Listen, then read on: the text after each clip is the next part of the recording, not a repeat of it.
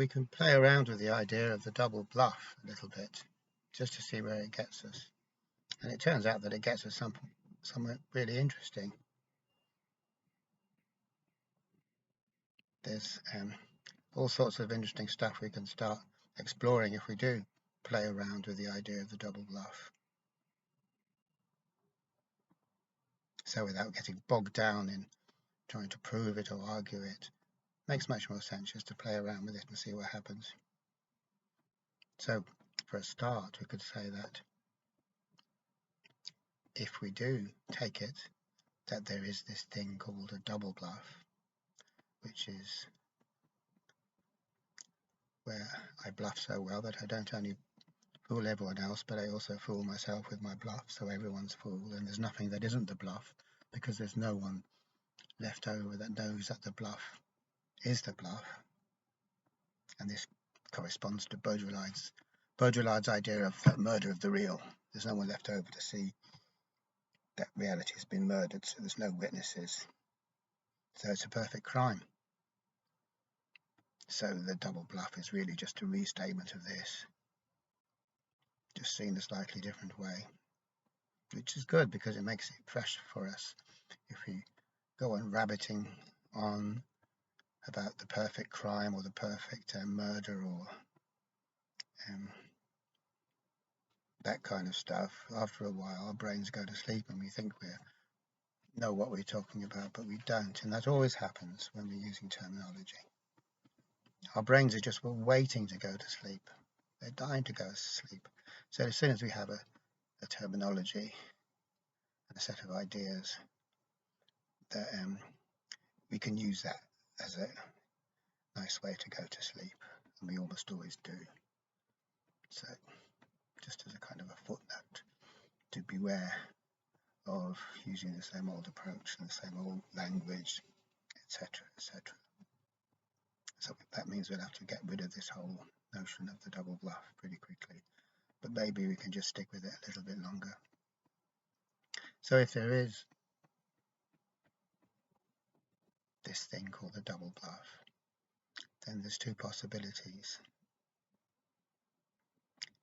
Either we see the world in terms of that bluff, which is to say we see the world that the bluff shows us without knowing it's a bluff, and proceed from that starting off point. Obviously that's not going to get us anywhere, but there is that possibility of doing that. And there's the other route, which is the route of uncovering the bluff for being a bluff and challenging the bluff.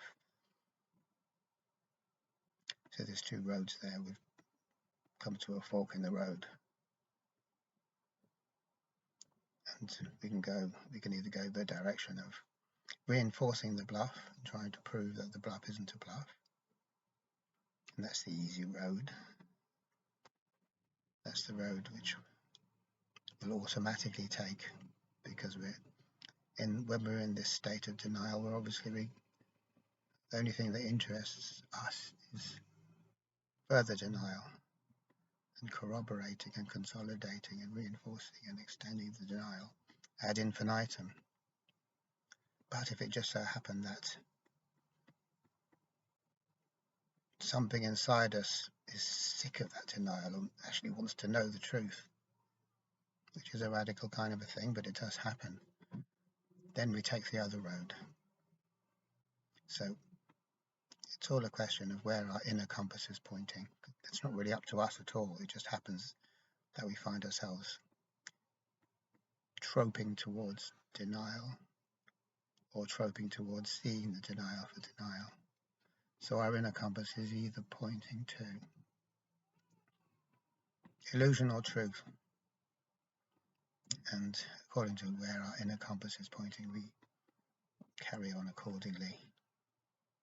So this is very obviously the same thing as the red pill, blue pill scenario. It's exactly the same.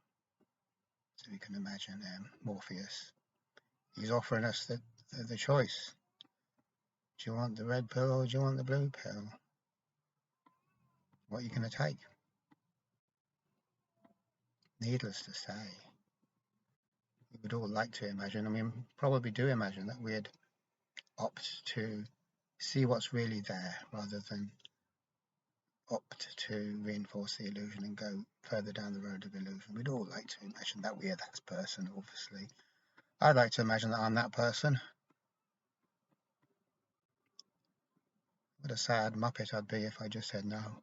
I don't want to know, I just don't want to know. Hard to feel good about that, really. Though of course I would, because I wouldn't know that I'd made the choice, so it wouldn't matter. So that's the whole point. So, having said all this, we can very easily see that our collective approach to working with mental health, or working with mental ill health, problems with mental health, is to immediately jump down the road of increasing illusion. We don't even think about it. Well, we can't afford to think about it, because if we did, we'd know what we were doing, and then that game would be up. But that's where we go. So we just go that way. We follow the sign that way. We all do. Collectively, we all do anyway. There's individuals here and there that don't, but collectively, we're a big dumb animal, a blind animal, as Jung says. We're pure stupid. Collectively, we are a stupid animal. Not even an animal, you know. It's a bit of an insult to start talking about animals. It's not an animal. It's like something less. Don't know what it is really. Jung talks about this big blind worm, and a worm's an animal, and a worm's worthy of respect, and a worm has dignity. So I don't even think we should call it a worm. I don't know what we should call it, but that's the collective of us. And boy, is it stupid, and also it's driven by fear. It's the fact that it's driven by fear that makes it stupid, because it's stupid on purpose, which is Chogyam Trungpa's idea of intelligent stupidity. There's a method and a strategy behind our stupidity, even though we won't admit it in a million years. Never ever will we admit it. Of course we won't admit it. The whole thing depends on us not admitting it, and not admitting that we're not admitting it, etc., etc. So the reason we can say this about our endeavours in mental health care is because very, very clearly the way we do things now, it's all about being able to know things more clearly and to know what's going on and to be able to say what's going on. So any rational therapy always wants us to look at things and say what's really going on, instead of being suckered by what isn't going on but what we think is going on that makes us feel bad. So it's kind of a reality principle there. And that sounds perfectly fine. It seems to make perfect sense. So we challenge and interrogate our thought processes, and we throw away all the rubbish, or we challenge the rubbish, challenge our thinking. And that great idea, challenging our thinking. The only problem with it is our thinking that's challenging the thinking, so we're going around in circles. We're actually fooling ourselves, because we can't challenge our thinking with thinking, obviously. Or, I mean, it's just obvious. I'm not going to try and explain that why it's obvious, because if something's obvious, you don't need to explain it. So this idea, the key idea of rational therapy, is that I can know what's really going on, and that the key word there is know. I can know what's going on. Yes, I can be definite about it. I can have certainty. Certainty is the gold dust. It's the gold standard. It's the thing. At last, the clarity of seeing things in a perfectly objective, rational way gives me that certainty. It's this. This is what reality is. And the only problem with that is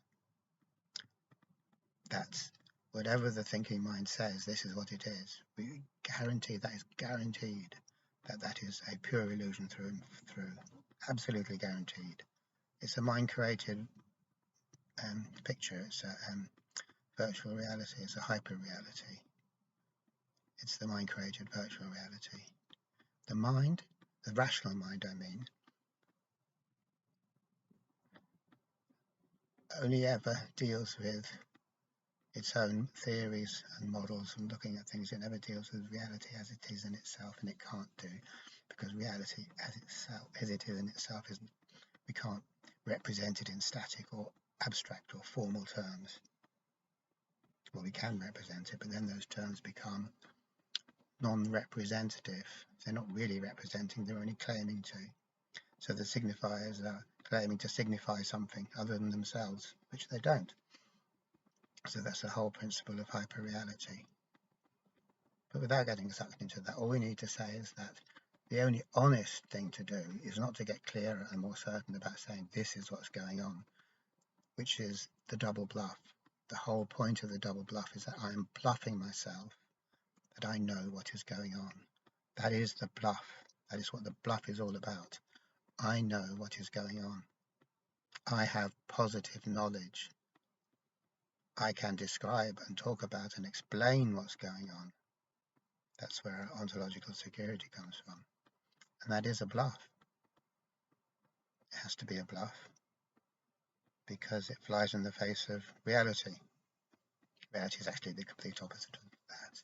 So if you wanted to get more real about it and get honest about it, what happens is instead of fooling ourselves even more and trying to reinforce our bluff, which is what all cognitive stroke rational therapies do, reinforce the bluff, take the bluff one stage further, make it more secure. So the honest thing to do is to realize that I don't know. So that's the negative path. Where the honesty comes in is realizing what is actually true. What is actually true is I don't know, and I can never know, and I can't say what's happening. I can say in a provisional sense, which can make sense and can be useful in a relative kind of a way, but I can't absolutely say what's going on. To know, prove it. The word that we love so much, prove, which is a pure nonsense word. When it comes to what we're talking about here, which is our relationship with reality, rather than our relationship with our own constructs, which is a different kettle of fish entirely. We can prove things when we're talking about our own constructs, because our own constructs are completely determined by frameworks, and if we're working within a framework, we can prove propositions to be true or false. That's logic, and that's fine. But reality does not occur within a framework. Frameworks occur within reality. Certainty occurs within the context of uncertainty.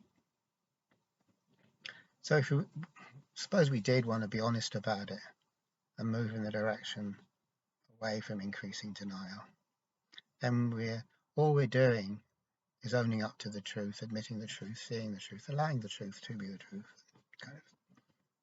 This doesn't involve cleverness on our part, it just involves us giving up using our cleverness, and just we're not trying to fiddle anything anymore.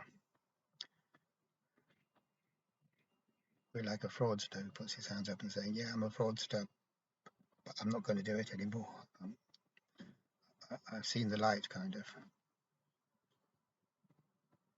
I'm going to be honest. That doesn't happen that often, obviously, but just to say, if it did, that's what we're talking about here, is this process of acknowledging that one is a fraudster and being willing to see that. And that isn't an act of fraud, it's not an act of cleverness, there's no protocols to follow, there's no strategies involved in acknowledging fraud to be fraud, or acknowledging uncertainty to be uncertain. There's no strategies involved in moving in the direction of increasing uncertainty, just a letting go of our models, our theories, our opinions, our beliefs, just like they say in Zen Buddhism. It's just a matter of letting go of our opinions. That just sounds nice, but it just happens to be the most difficult thing there is. We'd rather have our fingernails pulled out one by one than give up our opinions, even though our opinions are useless to us and they're totally wrong and they're just a pain in the arse and they actually do us harm and they will cause us suffering in the end. We still would rather have our fingernails pulled out one by one rather than let go of our opinions, our stupid opinions. They're pure, dumb, absurd, ludicrous opinions. To adhere to our opinions makes us clowns. So you can imagine each one of us, we're kind of sprouting a big red nose the old orange hair, and the giant size 40 shoes, and we were a clown. All these guys that say they know what they're talking about when it comes to psychology. Obviously, if we're talking about formal systems, they do know, but it's not so important really, because, as I said, formal systems are a very small subset of reality. We're all clowns. Just to visualize that helps them get a bit of humility about it. Just realize you're a clown. Your name is Bozo the Clown, and you're tripping up with your feet, and that's okay, because you can make people laugh, and that's good. It's good to be a clown like that, but not if you're insisting you're not a clown the whole time, and it's very important to you that you're not a clown, because then you put yourself in a predicament. That's the predicament we all put ourselves in when we claim to have positive knowledge. We've put ourselves in the predicament of being idiots without knowing we're idiots, fools without knowing we're fools, clowns without realizing our own clownishness. So really we're doing a dirty on ourselves, because that's making bigger idiots of us than ever. Like, okay, we're idiots to start off with, that's not so bad, but we're making bigger idiots. We're idiots to the power 9, idiots to the power 9 billion. We've turned the dial up a hell of a lot, which in one way just makes it funnier, but as far as we're concerned, it makes our situation more fragile and brittle. Our situation is so brittle then, so brittle. It's not good to live on the basis of a very, very brittle situation like that.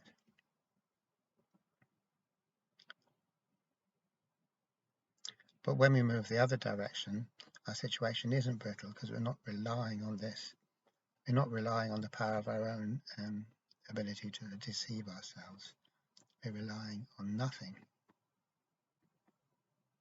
We don't need to rely on anything, because truth is truth, and it doesn't depend upon our skillful manoeuvring and spin doctoring. So like David Bowie says, hold on to nothing and he won't let you down. So this is the empty-handed approach.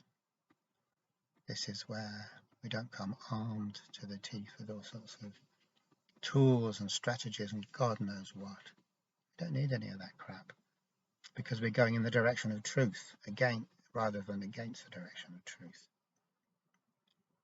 So even though on the one hand it requires courage and it's a fearful journey, it's also a robust situation to be in. Our situation is much more robust. We're not so brittle. We can afford to have a sense of humour. And we do have a sense of humour when we go down this road. That's part and parcel of that particular road, the road of moving into reality. We don't take ourselves so seriously. So we can still be clowns, but we can rejoice in our clownishness. We can be conscious clowns, and that's good.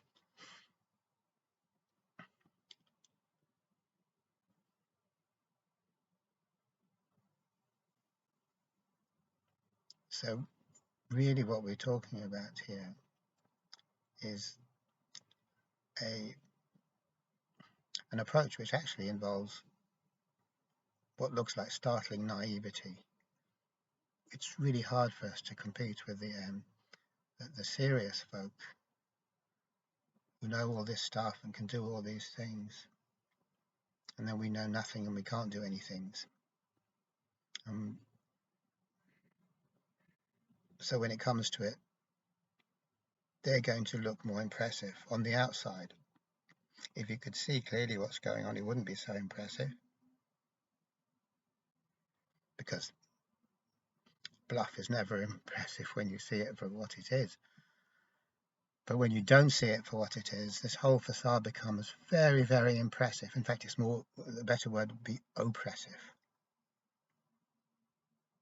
It oppresses us. It oppresses us so much we can't answer it back.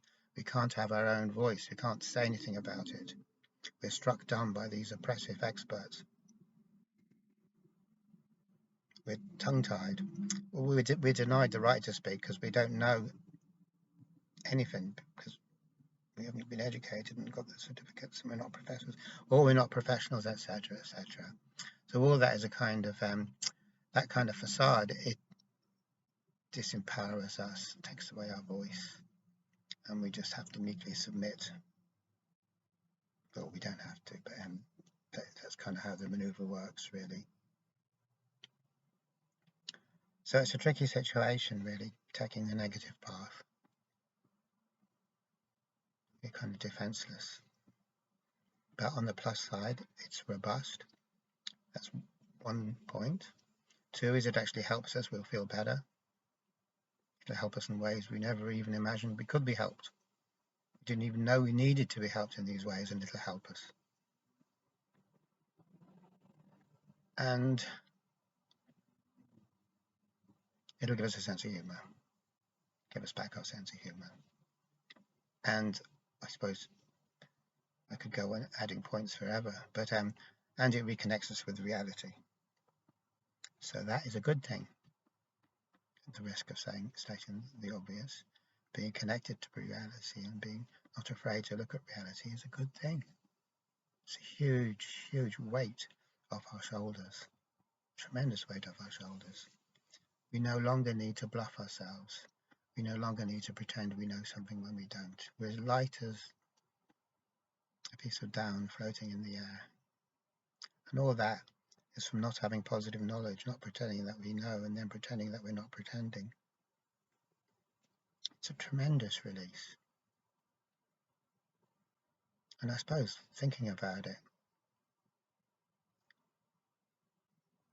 when we happen to be going down the road of increasing the double bluff and making the bluff more secure and more concrete and more unshakable and unquestionable, and all the responsibility that that entails, because that responsibility is on us, it's on our shoulders, we have to carry it, and the responsibility is only going to get worse and worse, heavier and heavier, more onerous and more onerous, because the further we go down the road of self-deception, the road of double bluff, the more the responsibility is on us to deceive ourselves, to carry out the bluff. And yet at the same time, we also have to deceive ourselves that we're not deceiving ourselves, and bluff ourselves that we're not bluffing ourselves. So it's torturous. And even though we're not allowing ourselves to know that we are deceiving ourselves, the weight of responsibility will find other ways of getting through to us and making our lives miserable. We can never ever relax. Not really. Not truly relax. We can't, because we can't let go. Letting go means what's true will start to show itself as being true. We can't ever let go. We have to control effectively instead, etc., etc. And I know that I keep on going on and on and on about this. But it's so rare to find the negative paradigm, to come across the negative paradigm in psychology or psychotherapy. It's so rare. I can only think of one example. Well, I'm sure I could think of other examples if I went into a bit more, but I haven't got time really. But Professor Gregory Tucker was very, very explicit about this. And he said his basic model was that all there is really is this. I say all, it's not the right word because it kind of makes it sound like all or just, but it's not like that. But all there is the one mind, and then not mind in the sense of consciousness, or one great mind, or one great consciousness. And then nothing else, there's no other things in it. That's all there is. And this one mind dreams us all. So each one of us is being dreamed by this great consciousness. This is Gregory Tucker's kind of explanation, which is obviously very common to lots of people who will be talking in this way. So then what happens to us? We're not content with this. We don't want to be thoughts in the mind of God. We want to be real. So then we're fighting against this to say that the dream isn't a dream, and that the all, the backdrop of the whole universe is a kind of a dead mechanical passive thing that doesn't really matter, but that is only just a tool for me to exploit and use as I see fit. And that I'm real, I'm matter, I'm self-existent, I'm not a dream. I'm not a figment. I'm not a thought in God's mind. There is no God. There's me, and I'm real, and everything else is just a thing for me to play about with, which is the Western paradigm. That's the positive paradigm. So Greg Tucker's approach is to say that the only way we can ever become free from suffering is to get to be happy about the fact that mind is dreaming us, and that's okay. It's actually a much better situation than trying to believe that reversing it around so that we have to go around saying the dream isn't a dream and trying to prove this, because it's really, really hard to prove that the dream isn't a dream, because it isn't, and we can't prove it, but we can spend our whole lives trying, and it's an uphill struggle, and it's going to go against us in the end, and it's just not a good thing, but that's what we all do.